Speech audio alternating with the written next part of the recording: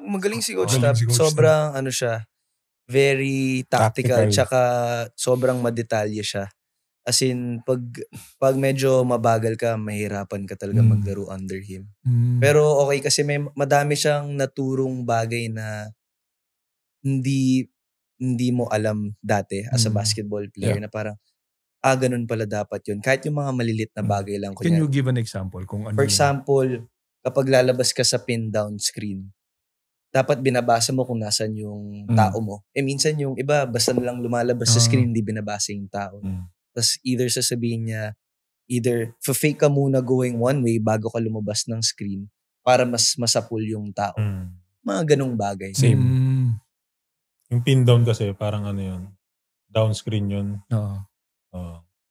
Yun yung pin down. So meron pa siyang mga added na technique. Kahit sa defense, di ba? Marami rin siyang sa defense. yung ikot ng tao, paano, sino i-help, sino rotate dito, lahat talaga na-over niya.